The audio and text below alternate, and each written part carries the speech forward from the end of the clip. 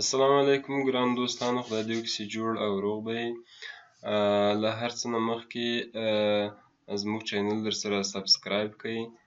همدغه سور بټن چې وینئ دغه وکړئ او په څنګ کې دا زنګولې بټن هم وکړئ، آل انتخاب کړئ تر دې چې زموږ نورې ویډیوګانې تر تاسو ژر در ورسیږي. نو زموږ چینل سبسکرایب کړئ او اوس به راسو ویډیو به شروع کړو. سلامونه دوستانو، خدای پاک دې وکړي چې جوړ او روغ به یې. زه عبدالمتین سرور یم او تاسو له مایکروسافټ ورډ 14 درس وړاندې کوم. نو خدای دې وکړي چې تاسو هم جوړ او روغ به یې. راځو مایکروسافټ ورډ خلاصوو.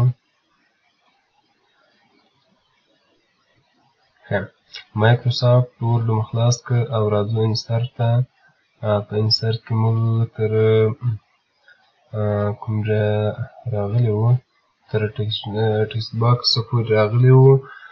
او دلته ځینې شیان صفات او هغه باید موږ څنګه کړو ووایو په هیډر او فولډر کې. نو راځو هیډر اوکې کوو. نو هیډر کې موږ دا شکلکونه ویلي وو چې دا جوړ دي، تیار څنګه دي جوړ شوي دي د مایکروسافټ ورډ لخوا نه. دلته مثلا دا یو اولنی زه اوکې کوم، نو هیډر موږ ته جوړ شو او همداسې فولډر هم جوړ شو موږ ته. نو دلته راځو ځینې کارونه چې کله هیډر موږ اوکې کړو دا یو منیو به د ډیزاین موږ ته راخلاصیږي. چې په دې کې مختلف کارونه هیډر کې موږ کولی شو. اول دا ده چې هیډر کې موږ کوم ډیزاینونه لرو د هغه د کوم چې مخکې راخلاص کړو دا هر یو چې وغواړو په خپل طبیعت باندې ټاکلی شو. بیا فولډر ده، په دغو کې هم همداسې هر یو چې موږ وغواړو ټاکلی شو. نو کته نور دغه دي د مایکروسافټ لخوا نه جوړ شوي نور ډیزاینونه دي، تاسې کولی شئ انتخاب یې کړئ، ایډیټ یې کړئ، دغو کې تغییرات راولئ او ریموو کړئ، یعنې حذف یې کړئ، پاک یې کړئ، یا یې هم کوم ډیزاین چې تاسو خوښ وي جوړ کړی وي دلته څنګه کولی شئ سیو کولی شئ او د بل وخت لپاره په اسانۍ باندې په یو کلیک باندې هماغه راوستلی شئ. دلته هم دا شیان دا ټول یو قسمه دي. بل موږ درلود پیج نمبر. پیج نمبر هم موږ مخکني درس کې ویلی وو چې صفحې ته په فولډر او په هیډر کې موږ څنګه کولی شو نمبرونه ورکولی شو، په چپ طرف کې، په مابین کې، په ښي طرف کې ای بي انګلیسي او مختلف نمبرونه ورکولی شو. دا مو هم مخکې ټول ویلی وو. بل موږ لرو څه شی لرو په دې ځای کې که موږ وغواړو څنګه وکړو تاریخ ورکړو. مختلف فرمټونه دلته لرو، مثلا دا تاریخ ورکړو 2019 12/8. که غواړو دا ورکړو دا به اوکې کړو. ګورو چې په هیډر کې زموږ څه شی راغی؟ تاریخ راغی. نو که دلته موږ یو څو صفحې نورې هم اضافه کړو، اوس په هیډر کې موږ ماوس ولاړ ده، که راسو اصلي صفحې ته ډبل کلیک به وکړو نو موږ به اصلي صفحې ته راغلي یو. کنټرول انټر به ووایو موږ به بلې صفحې ته ولاړ شو، کنټرول انټر بیا بلې صفحې ته ولاړو. نو ګورو چې په هر صفحې په سر کې د موږ تاریخ راغی په هیډر کې او فولډر کې هم څنګه کې همداسې راتلی شي. نو اوس ما خاص څه شي کړی، بیا به ډبل کلیک دوباره کلیک وکړو تر څو ایډیټ دې فولډر ته داخل شو په دې رقم باندې. دا بیا سلیکټ کوم او زه راځم دا ټاکم. که دلته ورته ووایو دا تاریخ راوله، ګوره لیکلي او په دې رقم باندې که دا مختلف فرمټونه دي په دې رقم یې راته ولیکه. په دې هر رقم چې تاسو خوښوي په هغه کې کولی شئ تاسو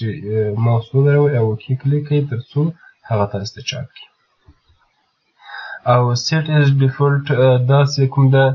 د همیش لپاره که موږ څنګه کړو، که دغه مو خوښ وي دا تاریخ مو خوښ وي دا سیټ ډیفالټ کړو نو بل وخت به همیش لپاره اول همدغه موږ ته راځي. وروسته که بیا تغییر کې راولو بیا به ځان ته بل یو وټاکو. نو دغه د انګلیسي تاریخ شو. که دلته راسو موږ په دې ځای کې هر څو ژبې چې ټاکلي ماوس فارسي، پښتو او انګلیسي یې ټاکلې ده، نو دلته موږ هغه ژبې موږ ته راخلاصې کړي. نو د دې ژبې تاریخ که غواړو یا د پښتو غواړو یا د فارسي غواړو، زه ورته وایم د پښتو ژبې پښتو تاریخونه موږ ته راوړه. ګورو ورته په دې رقم یې هم راوړو. اوس ته چهارشنبه 2019 د مرغومې 13 2019 د مرغومې 13 په دې رقم باندې موږ ته پښتو تاریخونه هم راکولی سي. که موږ ورته ووایو دا راته چاپ کړه، نو دا په چې هیډر کې موږ ته راولي. بیا سلیکټ کوم، ورځم فورمټو ته، ورته وایو فارسي تاریخونه. دا فارسي تاریخونه یې هم موږ ته څنګه کړو، راوستله. یعنې فارسي ژبه کې هغه د ورځو د میاشتو د ورځو نومونه چې دي هغه فارسي یا پښتو کې راته لیکي. نور هم هغه میلادي ده، هغه بیا څنګه کړو، دلته یې موږ ټایپ بدلوی سو چې هجري لرو قمري لرو. هجري وغواړو ګوره په دې رقم به راسي، قمري وغواړو په دې رقم به راسي. هجري موږ ډېر څه قمري چهارشنبه تاریخ راځي. دلته یې واري پښتو زه ټاکم، وروسته له هغو دا سو او بیا دا سو. نو په دې کې مختلف تاریخونه راتلای سي سره له ساعت نه. که اوس موږ دا ساعت وغواړو هم راسي، 9:08 د ماښام. ګورئ پښتو کې موږ ته راغله. نو په دې رقم باندې موږ څنګه کولی سو ګټه ورنه اخیستی سو. دا هم څه ډیفالټ هماغه مخکې مې چې وویله کوم یو ستاسو خوښ سي هغه وټاکئ. د دوهم ځل لپاره به هغه موږ ته راغلی وي. نو وروسته له هغه موږ لرو ډاکومنټ انفو. دلته ما ماوس درولی ده، ورته وایم د ډاکومنټ دا کوم فایل کتاب چې موږ لیکلی ده د دغو معلومات ټول دغو ځای کې موږ ته واچوه. نو هغه په هغو صورت کې وي چې دلته موږ انفو ورکړې وي. انفو دا معلومات موږ مکمل څنګه کړي وي، ورکړي وي. دغه ګوره که دلته زه اوس ولیکم مثلا بدون متین، صحیح شو. دا ټولې برخې دغه انفو دی، یو فایل ده چې دلته باید موږ مخکې هم ویلی وو. دلته دا انفو ورکول سي. وروسته له هغه دلته راسو موږ انسرټ ته، او وروسته له هغه ډیزاین ته ولاړ سو، او دلته موږ څه وکړو، دا اوکې کړو. که اوس موږ ورته ووایو دا ایټور موږ ته څنګه که دلته چاپ کړه، ګوره ما چې کوم نوم هلته ورکړی وو اتومات یې هغه موږ ته چاپ کړه. د متن سروري د متن سروري هماغه یې موږ ته راواخیستم. که دا بیا سلیکټ کړم، دې رقم سلیکټ کړم، او راسو د فایل نیم. اوس موږ فایل ثبت کړی نه ده، دلته څه شي په نام ده، ډاکومنټ 1. دلته موږ ته هم هغه نوم واچوئ. که چېرته دا فایل موږ سیو کړو، هر نوم چې ورکړو موږ ته به وروسته یو څه کوي، هماغه نوم په دې ځای کې اچوي. نو اوس ځکه موږ نه ده سیو کړی، ډاکومنټ 1 موږ ته چاپوي. وروسته له هغو بیا راځو انسرټ او ډیزاین منیو ته. په هیډر کې دا بیا سلیکټوم، او وروسته له هغو دا بیا سلیکټ کړم، ډیزاین کې یم.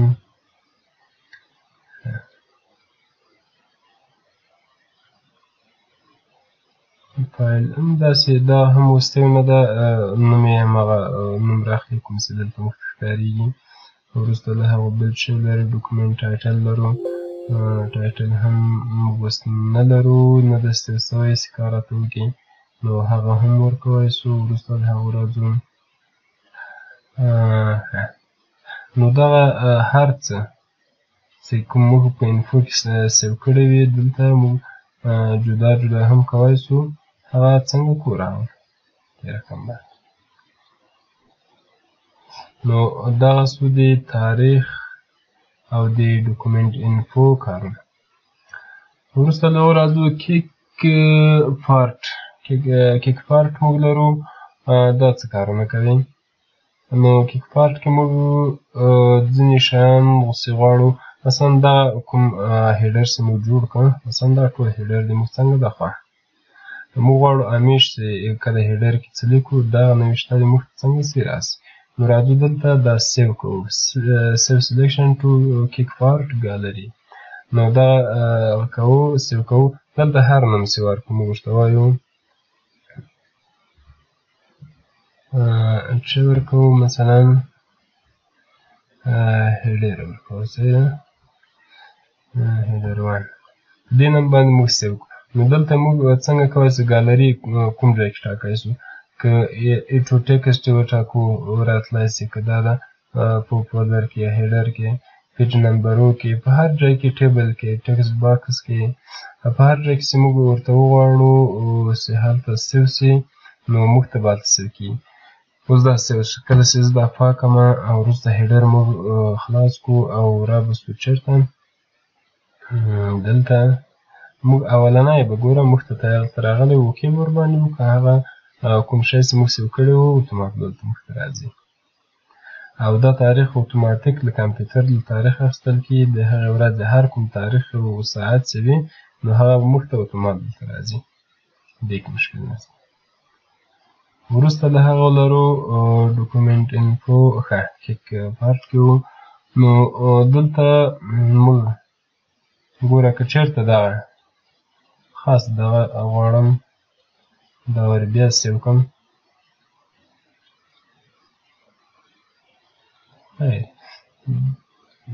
دا یو سیو کوم ډاکومنټ وان دا سیو کوم راځم دلته او سیو دا مخکې سیو ده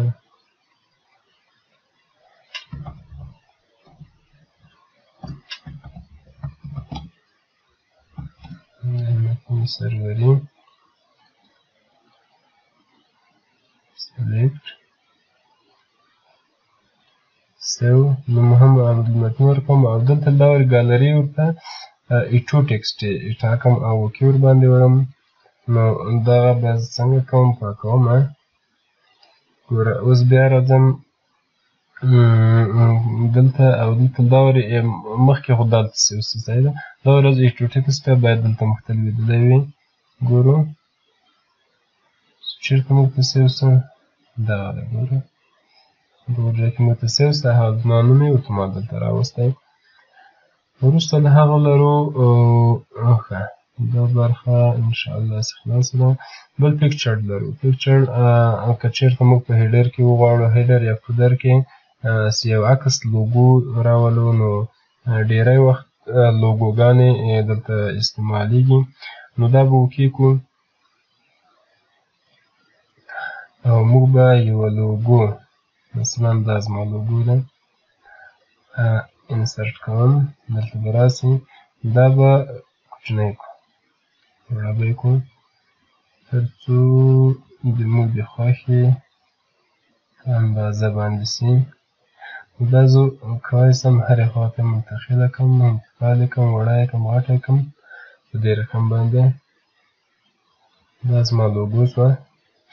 او دلته لوګو خو ما د عکس فورمټونه بېرته خلاص وو هر فورمټ چې ورکوو هر رقم یې کوو په دې رقم باندې زما خوښه ده ما د عکس فورمټونه کوم چې موږ مخکې درسو کې ویلي وو هغه راخلاص وو اوس بیا راځو انسرټ ته او ډیزاین منیو ته دا د پیکچر مسله سو او انلاین پیکچر چې دی دغه که چېرته زموږ نیټ وصل وي نو دا به موږ ته ځي له انټرنېټه به عکسونه موږ څنګه کولی سو را اخیستلی سو او که چېرته نیټ نه وي اوس زما نیټ وصل ده دی کوښښ ورپسې کوي ورپسې ګرځي خو زه دا فلم قط کوم نو وروسته له هغو بل شی لرو go to header دلته چې اوس زموږ ماوس چېرته ده په هیډر کې ولاړ ده که دا ورته وایي go to folder که دا ورته وایي موږ ماوس اتومات چېرې ولاړ سي فولډر ته بوځي نو دلته اوس بېرته دغه توکمه چې ده دغه بنده سوه دغه روښانه سوه که بیا ورته وایي بیا به هیډر ته موږ څنګه کړي بیا راولي دا د دې لپاره استعمالېږي previews next او link to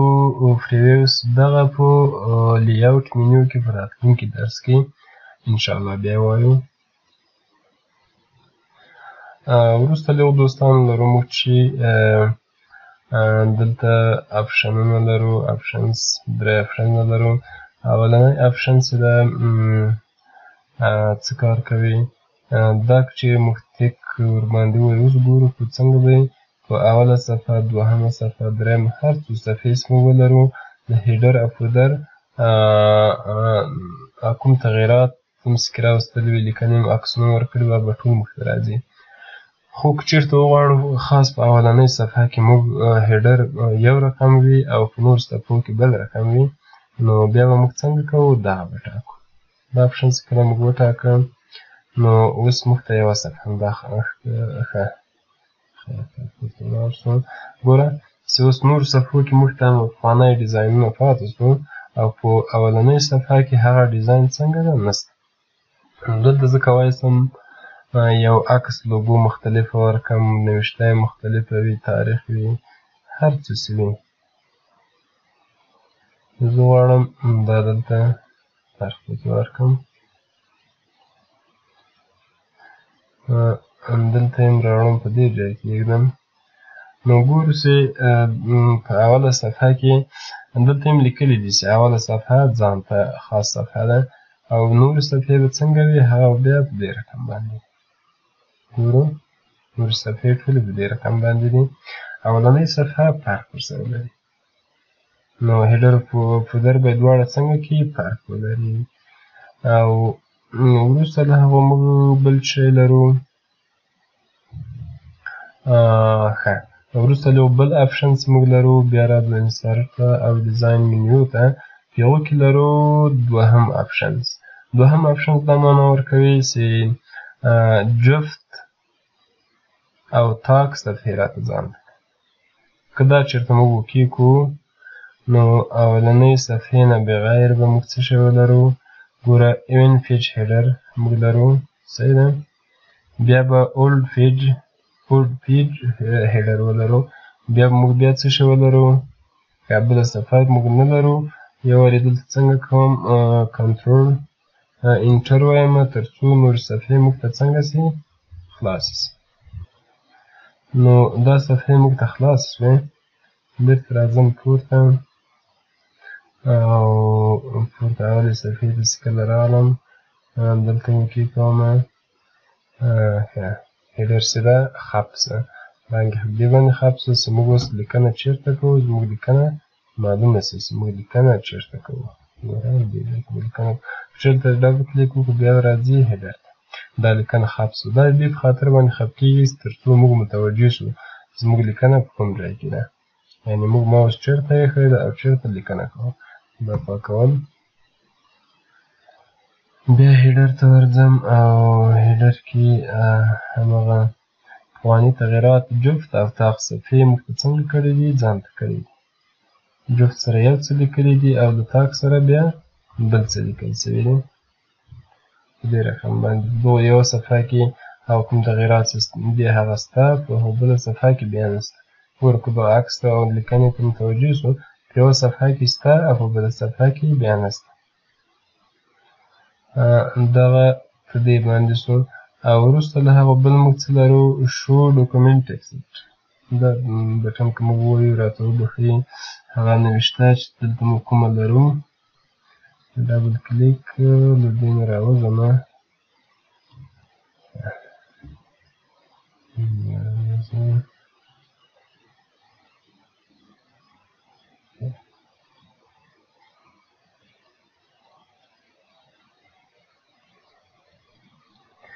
نو دوستانو شو ډاکومنټ اکزیټ چې ده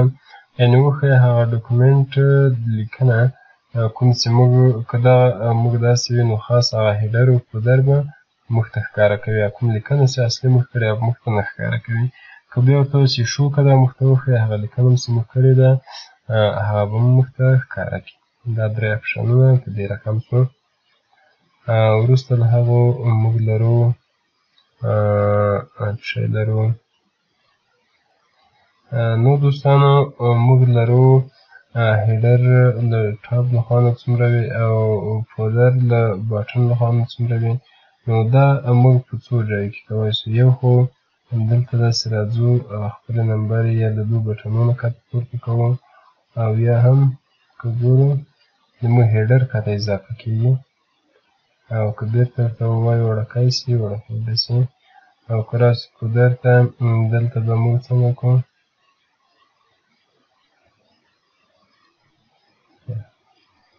پورته ځي خو که دومره راسو ورته موږ ته معلوم سي دومره پورته ولاړ نو یو طریقه یې دا سوه بل طریقه یې دا سوه چې موږ څنګه کولی سو د دې ځای هم کولی سو موږ یې هیډر او فودر وړ او غټ کړو په دې طریقه باندې هم موږ کولی سو دا کار وکړو خو دا په هغو صورت کې کېږي چې موږ د خطکش فعال وي خطکش به د کوم ځای فعال وي له ویو نه دا وروسته درسونو کې راځي خو د ضرورت په خاطر تاسو ته ښیم ویو ته چې کله راغلی رولر دا تیک به یې خوړلی وي که دا خاموش نو خطکش به موږ ته نه ښکارېږي که دا تیک ورکړو نو خطکش به پورته خوا او دې طرف ته موږ ته فعال سي نو دوستان دغه برخه چې ده یو انسرټ ریلیجن هم شته چې په دې کې موږ کولی سو ماوس که چېرته موږ دلته ولاړ یو موږ کولی سو لیکنه له چپې خوا له مابین او له ښي طرفه له کومې خوا نه پکې وکړو نو تاسو کولی سئ خپل طرف وټاکئ نو وروسته له هغو بیا څه شی لرو انسرټ لرو په انسرټ کې موږ ټکسټ باکس درلود ټکسټ باکس په هغو ځایو کې کارېږي کوم چې موږ یو کونج ته یو څه شي په سر باندې موږ غواړو یو ټکسټ وکړو یو لیکنه وکړو نو بیا به له ټکسټ باکس څنګه کوو کار اخلو که چېرته موږ دا جوړ سوي ټکسټ باکسونه دي کوم چې د مایکروسافټ ورډ له خوا نه مخکې جوړ سوي دي خو زه یو نمونه یې را اخلم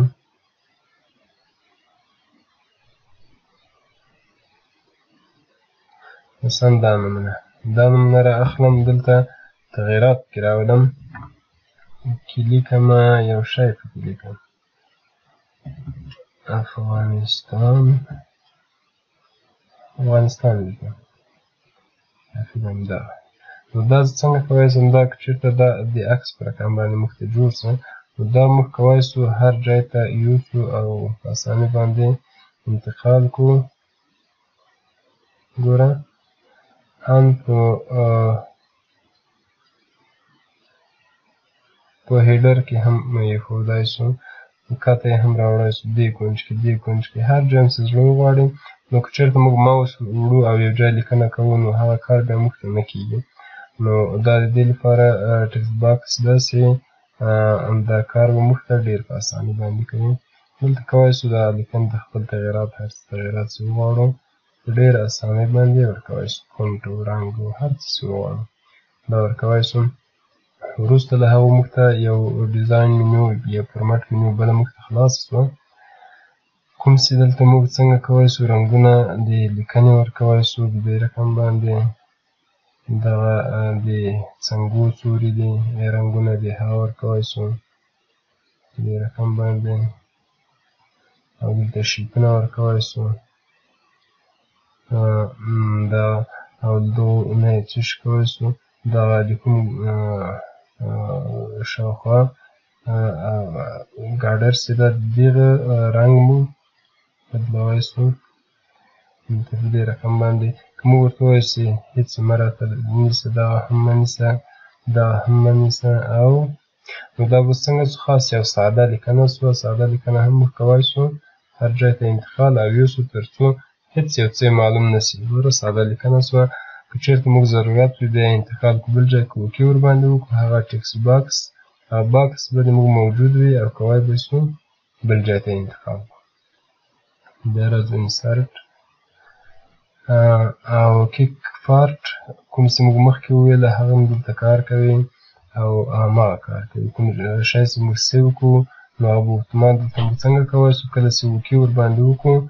موږ ته به اتومات راتلی سي لکه دا کوم هیډر کې چې موږ مخکې لیکنه کړې وه دلته اوس موږ لپاره سیو ده او که دغه لوګو یا د افغانستان نوم زه بیا هم دلته سیو کومه راځم دلته او سیو ویمه نو دلته یو نوم ورکړم چې د افغانستان ده زه غواړم دې کې ثبت کړمه دا اوکې وایم که چېرته زما دا بیا هم دلته په کار سي دلته راځم او ګورو چې دا لوګو دلته معلومېږي نوم یې افغانستان ده اوکې ویمه او دا به موږ ته څنګه سي بیا راسي. ګورو اوس د سر باندې راغلی یو پخوانی دی یو نوی سي دا یو همداسې شو. او وروسته له هغه موږ لرو ورد آرت. ورد آرت موږ لرو چې دا هم لیکنې دي او ښایسته لیکنې دي. کولی شو د دې په مابین کې موږ څنګه کړو هغه خپله لیکنه وکړو او هر ځای ته یې څنګه کړو انتقال کړو په دې رقم باندې. دا تقریبا هماسې ده خو دا سټایلي ده سټایل لري او هغسې ده ساده او سټایلي هر رقم جوړېدی سي. نو بل له هغه وروسته څه لرو ډراپ کاپ لرو چې دا انشاءالله په راتلونکي درس کې وایو. فعلا نن په څښتن تغلا سپارمه. نو کوم ویډیو خوښه شوې د موږ چینل سبسکرایب کړئ، ویډیو لایک او خپل نظرونه هم په کومنټ کې موږ ته پرېږدئ.